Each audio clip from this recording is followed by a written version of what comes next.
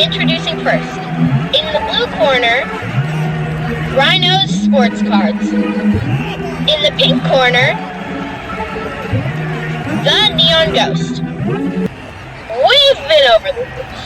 There are no rules. This is the Neon Ryno Show. I like right when I press sent, your beautiful face shows up. I'm ready for this. Where's he at? Where's he at? Hi, buddy. Hey, dude.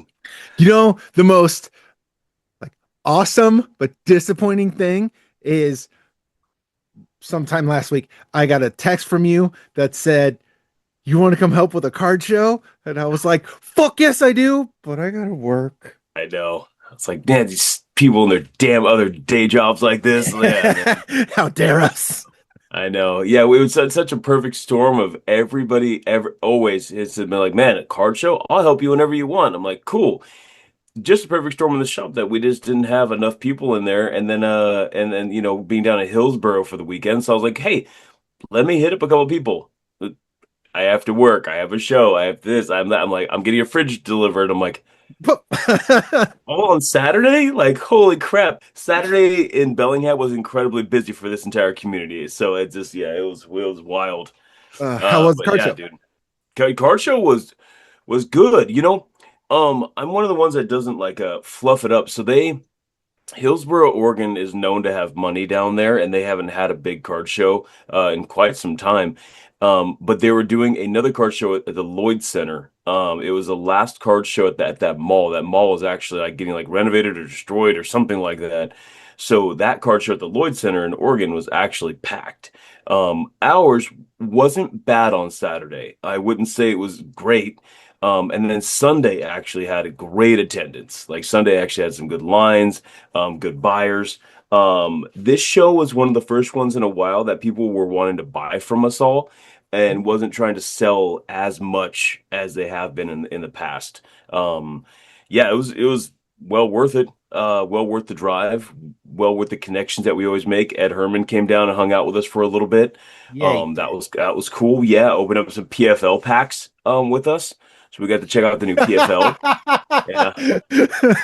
Because those were just sitting around collecting dust anyway. They're all getting opened, bro. They were all getting opened. Yeah, that was.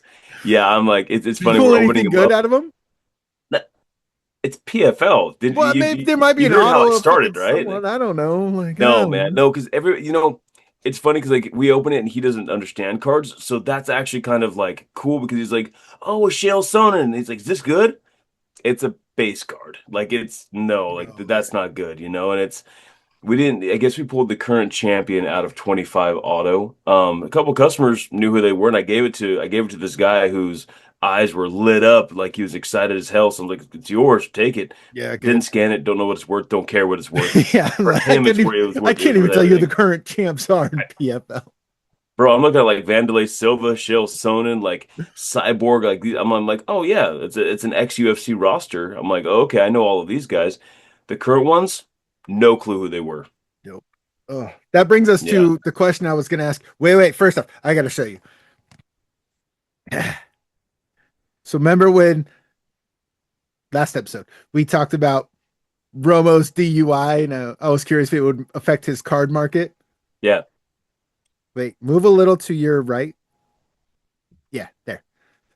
So it didn't affect his card market, but I did find this card and I had to buy it because it's awesome. It's game worn 36, number 36 at a 299. And it's just kind of cool looking. It's a Panini. When's it? What year? 2011. Oh yeah.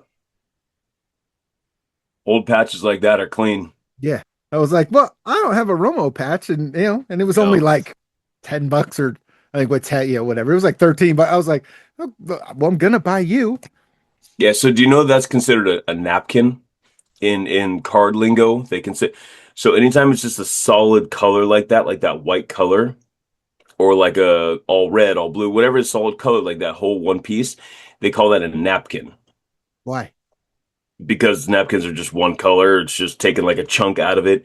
So when you have like two color, Oh, three color, four color like patches, those are more sought after.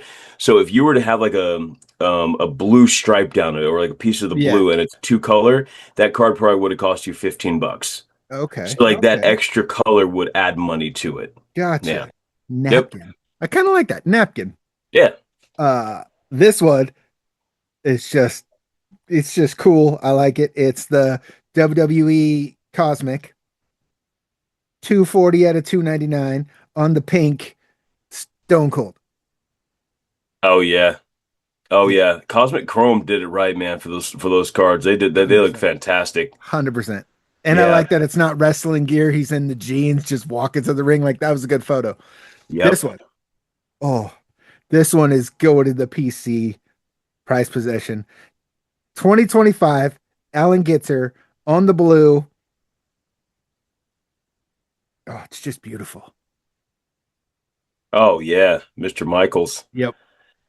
It's a great photo What's of nice him. about Allen and Ginter too is that if you don't, I mean, collecting the rainbow is fun to getting the one of one, but like you could collect the rainbow and Allen and Ginter, they're not that much money. If you wanted to try to Yeah. get all the guys from that set, like they're actually not that much money at all. Yeah. Dude, speaking of that, at the show, remember how we were talking last episode about the Ultimate Warrior downtown being fake? Yeah. Yeah. My buddy, Would-Be Island Collectibles, Aaron came up to me and he showed me, he got excited because he gave me my Undertaker downtown. Oh, Um, and he walked up and he showed me he had a Mankind. And I was like, bro, do you realize like how many of these are fake? He's like, no way.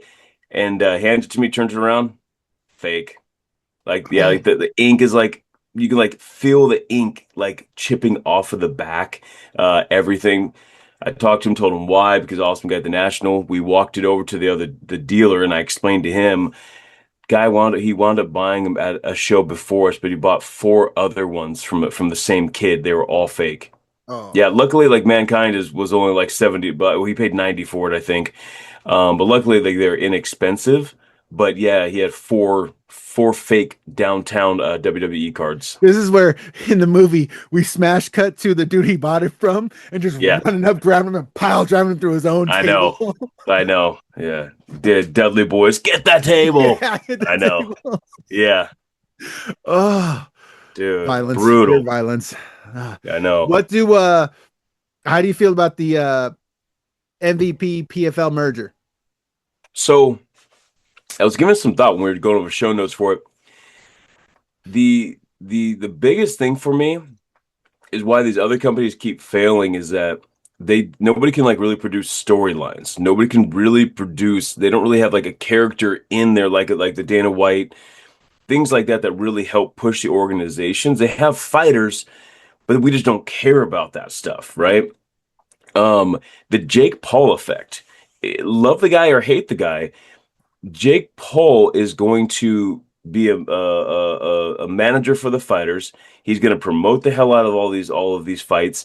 He doesn't shut the hell up. There's talks of him fighting. He's been signed with the PFL already, and now he's with MVP. So if he fights, that brings an entire new dynamic. He is a younger Dana White. He's brash. He doesn't care what the hell what you think about him. Yep. Um, and he wants to pay the fighters. Now, that side of it, I think that's what gets people in trouble because shit, I want to bring in people. I want to bring in the biggest and best everything. If you start dumping money at them without seeing any kind of ROI on it, like that's gonna be tough, right? So I do think I think there's a home for it. I think there's a home for almost retired UFC stars, and it could be MVP over there. Fair. If Jake Paul can continue to do what he's doing, like to build it. Like he can do boxing, bro. He can do boxing. He can do mixed martial arts. They can do a lot of different stuff with it. It's just so tough when the UFC is so far ahead to really like catch up to them. Like I don't know anytime soon that we see it where we're like, man, MVP and UFC are neck and neck this weekend. There's not a card that they could put on that I could see that I'm gonna go unless it's like a John Jones, they buy him out of their contract, right? And Jones and Ngannou Yeah. fights where I'm gonna be like, I might miss the UFC card that's at the Apex this weekend to go Yeah. watch MVP. Fair, fair, fair. Yeah. Yeah. And I never understood the PFL's tournament thing, and it was always that to me was always weird. Like just have the fights. I understand what they're doing with that, but like it always just seemed too weird and added another aspect of wait, what are we doing? And now this guy's got points because he won over. No, no, just let's just have fights. And so Yeah. what you said, I agree with everything you said. If and if they get rid of that aspect of it, I think it could be an up and coming thing. I think this is the closest since Strike Force until the UFC bought them out. This is the closest an actual competition has had to the UFC. And I mean, I think we felt the same way when AEW started and it was okay, they have Cody Rhodes. Oh, okay, wait, they have Chris Jericho. Okay, wait, what's happening over here? I'm gonna check it out first couple of us, see what's going on. You and I have kind of agreed it never caught us as fans, but we know what's going on over there. But if I'm watching Raw or AEW, that's not a question. So that's where I think it'll get interesting to see what you said. You know, there's guys that maybe they start not re-signing with the UFC and decide to go there, but we're gonna need to see them fighting actual fights, not some unknown who's this guy with a shitty record you're fighting type thing. So it could Yeah. get interesting. Well, like it's like so like Habib's cousin, the other Yeah, yeah. Nurmagomedov that's fighting over in the PFL right now. And Jake during the interviews like he's like what number do you want, to resign and things like that. And they're talking about him jumping to the UFC.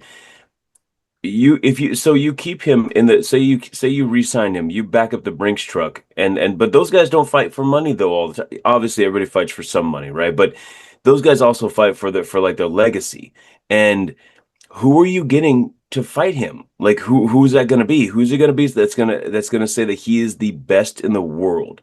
You could go through and it's like Bellator, Michael Chandler, you know, amazing record, great guy. Like what has he won? Like, one fight in the UFC? Like it's and obviously he's older. It's a different thing with that. But I mean, um Michael Venom Page too. Like you could see like the difference between like what he tries to show off and do against like high talent against that. So like Bellator kind of did the same thing with it. I just, the big boys, the big names are going to want to fight in the UFC. Yep. They 100%. want to prove that they are the best. Yeah. And Yeah. there's no competition with that. Like that's not gonna in this lifetime, that's not gonna happen that the PFL is No. gonna reach that level. Or Scott Coker, I think, is still out there doing one that's never gonna reach the UFC level unless the UFC somehow keeps fucking up and putting on Apex cards that we're not watching because they're boring and that Yeah. keeps coming down. I think like the Apex cards, the fight night cards, if PFL's doing something more entertaining than that, that's the height they're going to reach. They're never going to Yeah. beat a UFC numbered card that someone's going to go, no, no, I'm going to watch the PFL over this UFC numbered card. Like that's not happening. Yeah. Do you think that there's going to be a time that there's too many fights on over like the weekends? Because I think it's in October. The UFC has two numbered cards that are happening. One in Abu Dhabi, and the other one I want to say it might be in San Ho like might be the San Jose one, or the other California one. But there's two numbered cards. 330 and 331 are happening in October, and they're talking about MVPs trying to get an event as well. That would be three MMA events in 1 month. I just feel like Too that's much. that's a lot. Like you remember when UFC or WWE, like every weekend, like there was some kind of pay-per-view, there was something happening where it got so much for people to have to do, like to give up their time to do it. They Yeah. started skipping them. And once you skip one, like it's so easy to skip and be like, I don't care about watching those guys fight. I'll watch the next one, And until back then, until like a John Jones or St. Pierre got back on there, I was like, shit, I'll go watch this one. And then I refell back in with getting them all Yeah. again. Yeah. Yeah. I do. I kind of sometimes I miss what you just said when it was, I feel like they weren't once a month, but it was like a goddamn event when a UFC fight was happening. Yeah. And it was, you're either going to your buddy's house and watching it or to a bar, or sometimes you're just at home and you're getting the pay per view by yourself, like whatever. But it was a big thing. Whereas now it's just what on Tuesday contender series, on Thursday the fight Ultimate Fighter House, and then Saturdays. I think there was one like last weekend or the weekend before that was at the Apex or something. It was a fight night. I was like, wait, there was a UFC tonight? Like, do they Saturday. not even promote their own stuff anymore? Because it's so, and Yeah, like dude, Saturday there was a fight night. I had no yeah, idea. see, yeah, and your feed is, just like mine. It's sports cards, MMA, WWE. I didn't until all of a sudden I was seeing highlights of. I was like, wait, when was this? And it was 20 minutes ago. I'm going, I did wait, the same thing. I they're was not like, even promoting their own cards anymore yeah. because they're I said, just wait, this was today? yeah. So yes, I think to what you're saying, yeah, I think it's becoming too much, and and even now when you are making stars, like the same star can't fight once a month on all these cards, so it's becoming too much. Yeah. Yeah, yeah. All right, my big question that I asked you: realistically, you have to take your fandom from being a child out of it. And I don't know, you follow this as a fan and as part of your business better than I do. So like if we count lineup, everyone who's re-signed or brought into the teams, I don't know why I couldn't say that. Who ends this season with a better record? Not that you hope, because obviously you want it to be the Raiders, I want it to be the Cowboys, but just realistically, who Yeah. ends the regular season with a better record? Cowboys or Raiders? Just to rip off the Band-Aid right away, the Cowboys are going to most likely end the season with a better record. They have an overall better team. The problem with the Cowboys is that they can't stay healthy. I think the schedule for the Raiders is one of the hardest schedules I have ever seen an NFL team have to play. And that's just not me. That's not me being biased. I mean, that's actual facts that they're out there. The Raiders' schedule is it's murderer's row of who they have. Like, and so I do think the Cowboys are gonna beat them. I think the Raiders are gonna be probably like 9-7. I think this is what we're gonna end up with. So, yeah, yeah. Unfortunately, I think the Cowboys have a better record. Nice. Well, don't worry, we'll lose in the first round of playoffs, so it's fine. Yeah, right. Yeah, Yeah. yeah, yeah. What do you mean they have a murderer's row of their schedule? So I was just pulling it up right now. So the Raiders schedule, we're opening up. Come on. Where did my stuff just go? Oh man. Come on. Why are they making this so difficult to bring? Okay, here. So this is Raiders. Oh my God. Oh, it's preseason. Okay. All right. September 13th, right? So September 13th, we're opening up against the Dolphins. That's a win.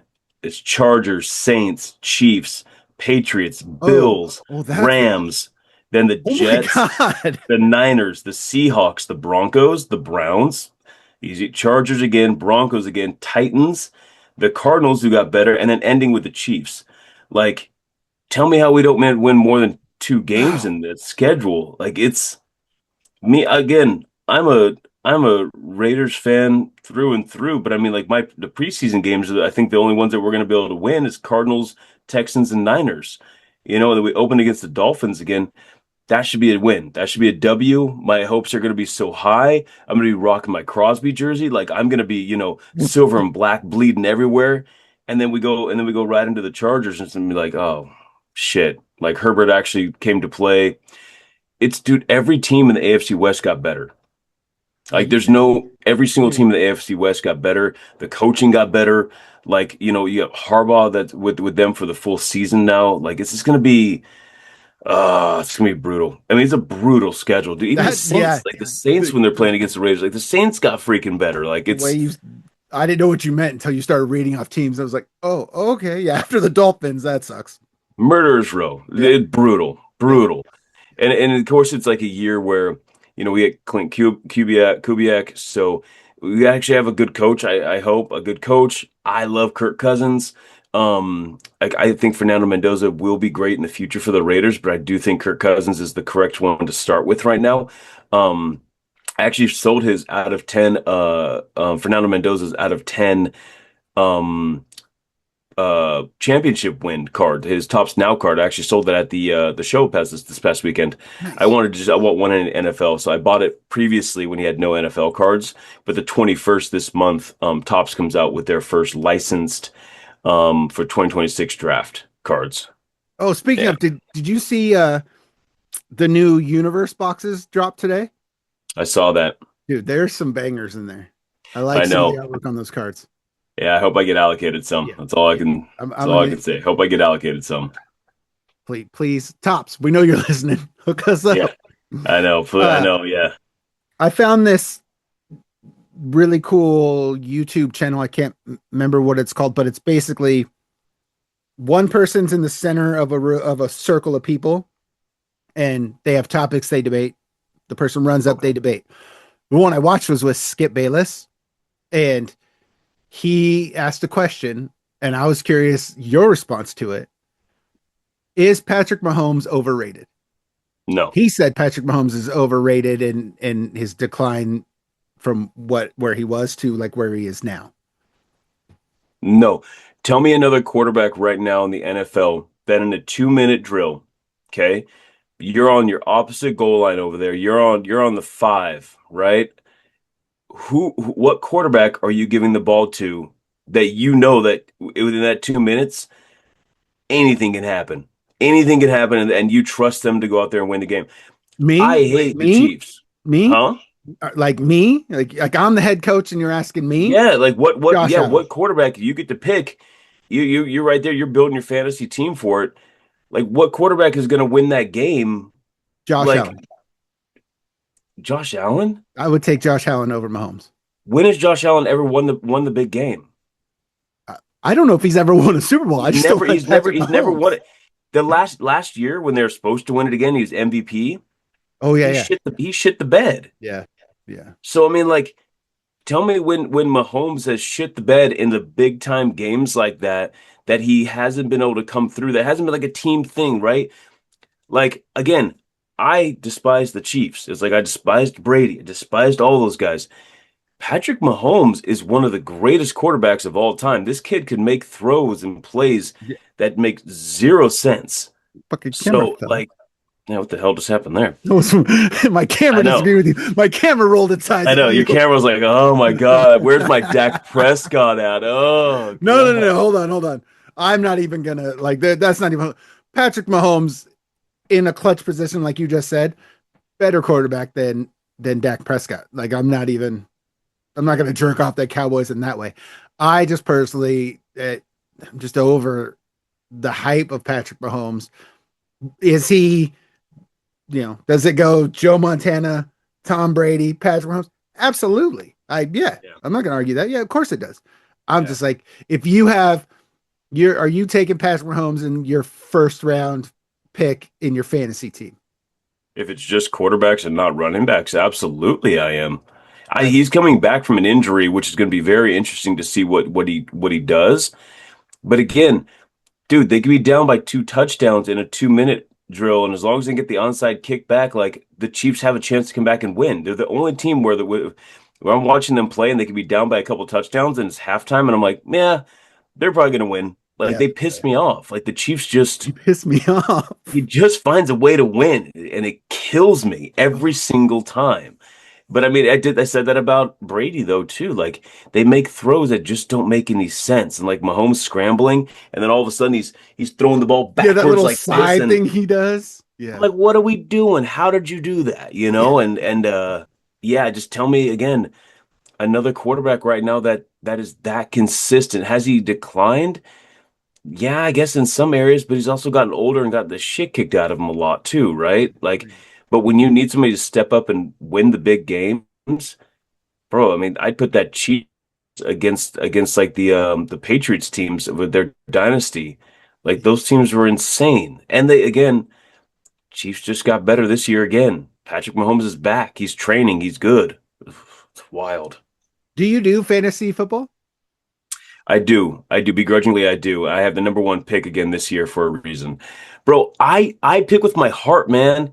I pick with my heart. Yeah, My that's team is like the freaking Raiders, dude. Like I am the worst fantasy football player picker because like I, I I don't know. Yeah, like I pick the Raiders to win every week. Like if I can go throw $5 on a team winning, I'm like, oh, Raiders are gonna win this week. Knowing in my brain they're getting the crap stomped out of them, but I'm like, meh, they're good. They could probably take them. yeah. So It yeah, might no, happen. I might fantasy win. football. Yeah, I love playing it.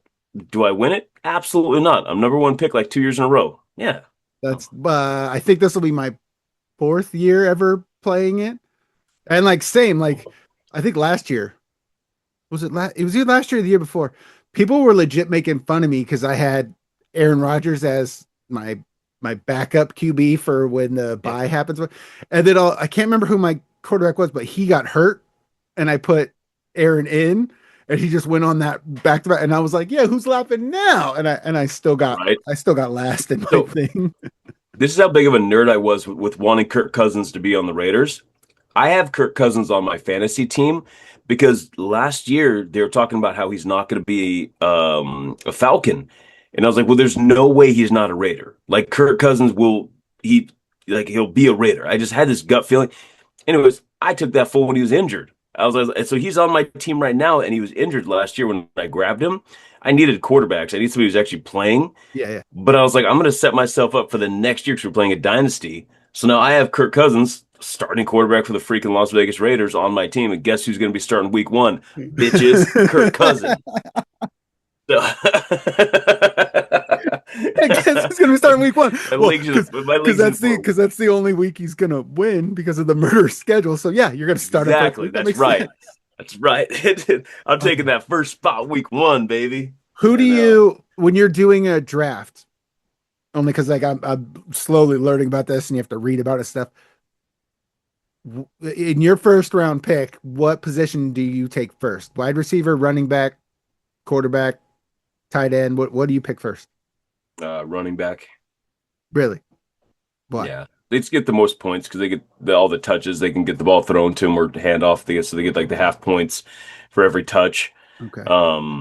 Yeah. So I grab my running back first. Okay. Yeah. I'm stealing notes. I don't know when my draft's coming up, but now I gotta go. Okay, I gotta take a Yeah. running back. What running back should I take? I mean, it's are you just in a normal league or like a dynasty where you keep your team, or are you a new team every Yeah. single year? New team every year, I believe.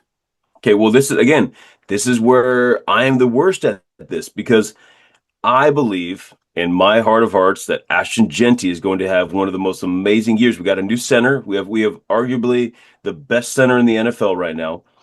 The offensive line actually got better. We have a quarterback that can throw to Brock Bowers and could throw to Mayer. Like we actually have weapons that we can use. Genty had a decent season last year. Like dude, after touch, so after he got hit in the backfield, he was the number one. He had it was like 2 yards that he got like after he was hit once or twice in the backfield. He actually had positive yards on there. He was the highest rated for the running back. So you imagine if we had an offensive line, like what he would have been able to do. Yeah. So Which like you my but should I'm gonna potentially trade to have get this the time. kid. Yeah, I think he's gonna be great. Arizona got a new running back in the first round. That's probably gonna ball out depending on how the quarterback plays. Um, I mean, yeah, it should. It's also tough too because you also have like Saquon Barkley that feels like he's like fine wine. The guy just keeps getting Dude, better. dude, he is gangster. He is so good. I'm so glad he went to that team and did as well as he did too. Especially watching Hard Knocks like that. Yeah, yeah, I yeah. mean, yeah. What do well shit, I was gonna say something else. I don't remember now. I was gonna ask you something else. Oh, so if your quarterback and your running back, does your team just look like the Raiders, your entire fantasy team? Is it just Raiders unless it's their bye week?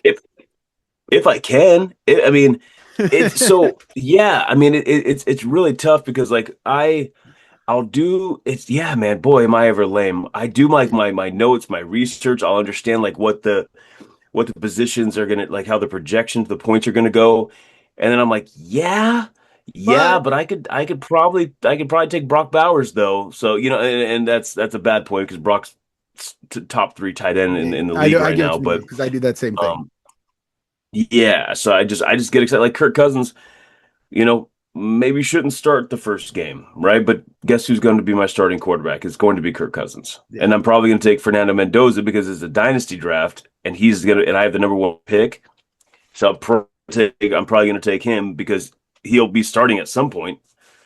Fair. Fair. Yeah. You're such a dork. I love you. Dude, I'm the worst. I'm the worst. And the guys know it too that I play with. They know it. So when they talk shit, I'm like, yeah, there's 0 point in me talking any shit back because like I live up to all those expectations. Yeah, that's the Yeah. same with me. Like I have a couple buddies who, like with work and then like with the weird things when like there's all of a sudden a game on a Wednesday out of nowhere and Yeah. you're like, oh shit. So I have a buddy who will hit me up. Hey, did you didn't change your lineup? There's a game today. Oh shit. And then I have other dudes that are like, why did you pick Aaron Rodgers? What are you Yeah. doing? Drop him and take someone out. And I'm like, hey, that's Aaron Rodgers. Like, you leave me alone, he will stay there and be Yeah. perfectly fine. He's my buy. And then when I can't remember who it was, but someone got hurt and I put him in and he won like 3 games straight. I was all feeling good about myself. And then that didn't work out. No. Yeah. No. I trust me. My lineups look amazing before the games start.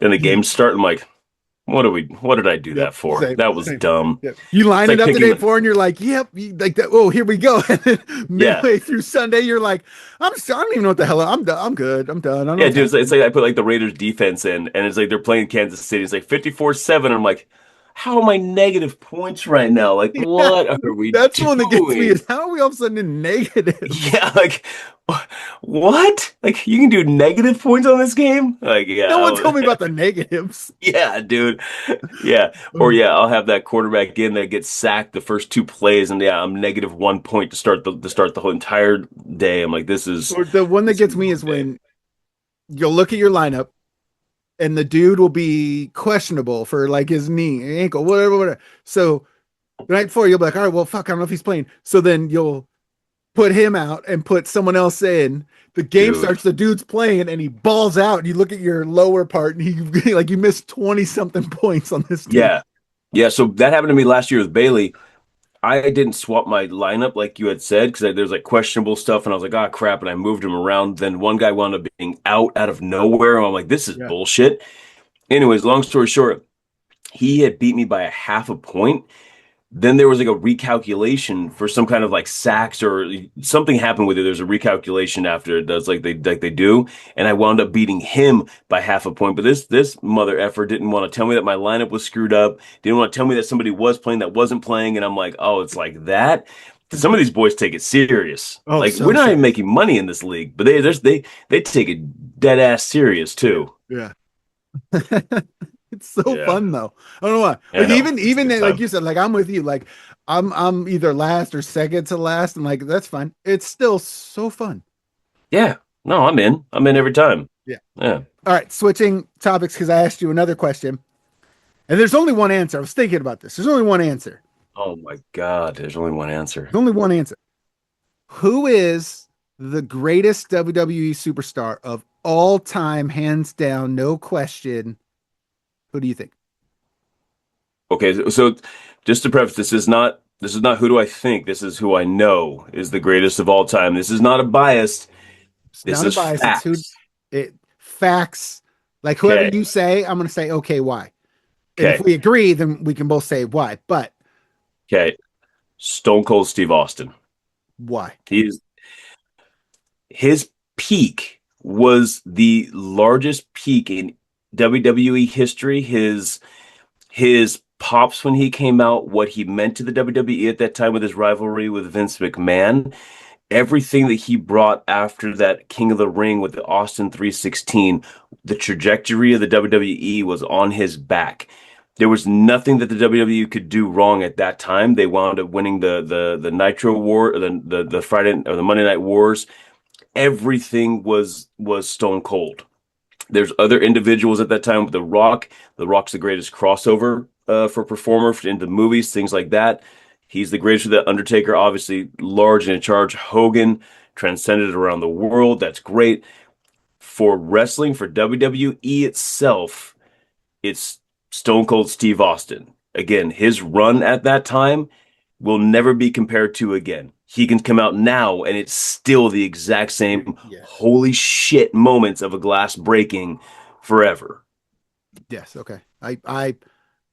I will agree with your stance, but I don't agree with your pick. My pick, hands down, no question, The Undertaker. Think of longevity from when he started to when he ended. That's never happening again. How many times did he reinvent himself and his character and change with the times that he needed to? And to your point, part of what helped Austin become Austin was his feud with Undertaker and the Ministry. How many of those guys, The Rocks, the Shawn Michaels, Triple H, all of those guys, in order to become what they become, had to at some point, even Hogan had to at some point have some type of hookup match rivalry situation with the Undertaker to help elevate them. Brock Lesnar, even Roman Reigns, every single wrestler has had to work some type of thing with the Undertaker. So my answer is the Undertaker. I love the Undertaker. I am a massive fan.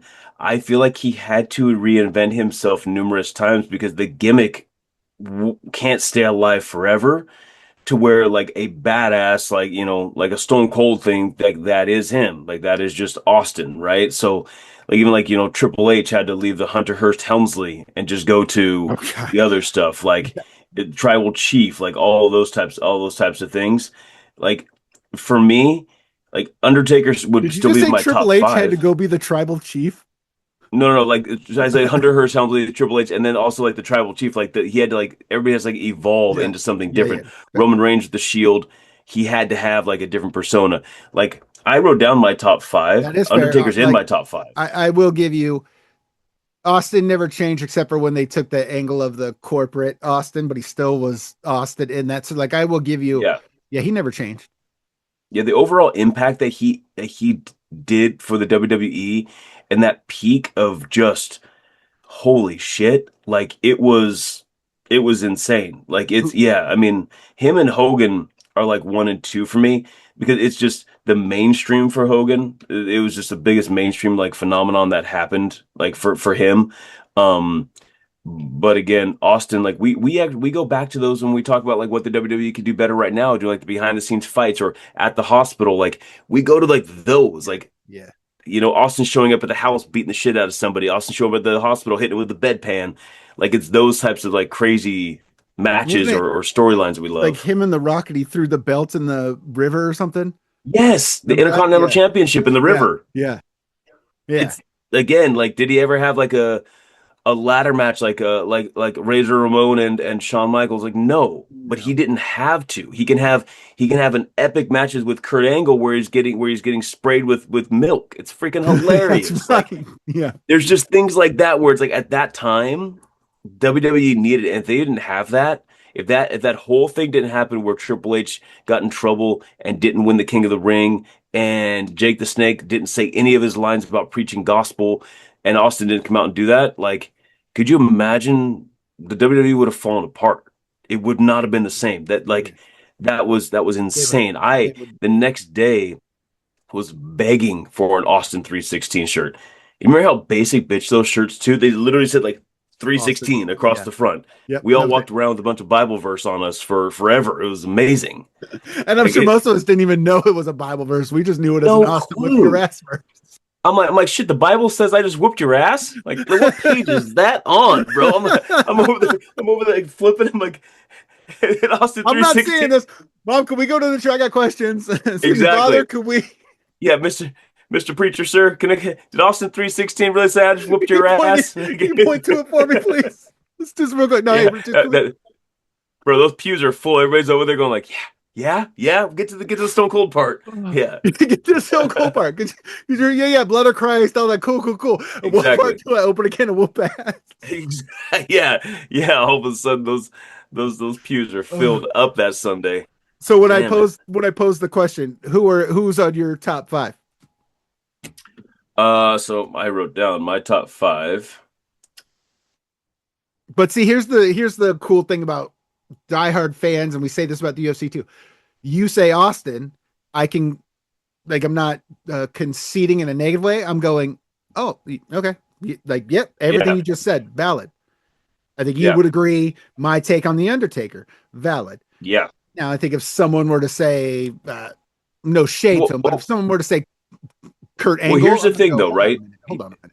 Here's the thing that I want to say. Like for me, the so we're just talking about like the greatest like for WWE, like the impact would be for me is Austin with it.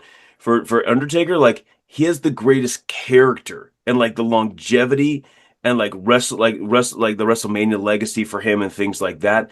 Like the character wise is Undertaker. Like the Undertaker's character is just holy shit. Like even now he comes out to like the American badass type thing. We're like, oh, that's the Undertaker. Yep, Like it doesn't matter. yep, It's oh, that's the Undertaker, right? yep. Cena put the he put like the franchise like on his shoulders for a while. Like I mean, for decades, roughly a decade, the guy was the man in there too. Yep. So I mean, Agreed. yeah, and then Roman Reigns is right outside of that Yep. for it, just because it's for modern champions, modern wrestlers. You have to give it to Roman Reigns. Oh yeah. Like what that guy's been able to do is insane. And this is weird, man, because this is where it happens with me because I'm such a big Shawn Michaels fan. Like he's number seven for me because like his performer as a match performer for me, like he's one of the greatest WWE like big match performers. Like you Yeah. put him in the Super Bowl of WWE, and that man is gonna rock the shit. He's gonna come ziplining down from the top. He's just a sexy boy, sexy boy. I mean, like the whole thing, bro. Like Yeah. it's you know what you're getting. That's fair. That's fair. Yeah. Yeah. My thing with, I think it won't ever happen again where when we were younger and we had Shawn, Undertaker, Triple H, Stone Cold, The Rock, Kurt Angle, they were all there at that time. Whereas you fast forward to now, and yes, we have Seth Rollins, Roman Reigns. Dude, those guys were on the same show each night too. That's Like yeah. if they weren't Oh off, yeah. they'd cross over to SmackDown. Like we turn it on and it's like Stone Cold. Then the next person out is like, Kurt Angle. The next person out is Undertaker. And we're like, Kane. We forgot to throw Kane in there. how We forgot my thing fucked. We forgot to throw Kane in there when he showed up. Like that's the thing yeah. is there were so many, and I understand, time's changing up, but it's like right now, oh, Rhea, Becky, Liv, like we got to give it to the women now because that has also evolved. But there's not, remember when I think it was a SmackDown and it was like all the names I just named hit the ring and would hit their finishers. And I think Stone Cold ended up stunning everybody. Like that was, so I think the thing now, as you said, for Reigns is, yeah, Reigns transcended all. I have no problem saying he in a positive way, he is the Hulk Hogan for the next generation with the longevity. Mhm. Everyone knows who he is. He's now doing smaller parts in movies. No one's going to forget his name. He deserves it all. Like I'm not taking it from him, but my thing is there was a time like we just had the conversation and you had a guy, I had a guy, and you're like, "Wait, I have five more and here's the reasons why." If I were to ask my kid or your kid, they're not going to have five. They would have to reach back to our generation to 100%. say, that. And I think that's part of what's bothering me in WWE right now.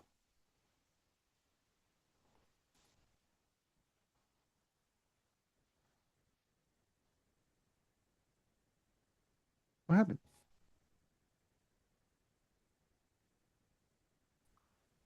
Looking off. Oh, there you are. You're just looking off in the distance for a while. Like the thing messed up. All right. I had said that's what's bothering me in WWE right now. Get it? Yeah. It's crap. It sucks. I want it better. Me too. I want it back. I want it back to the old way.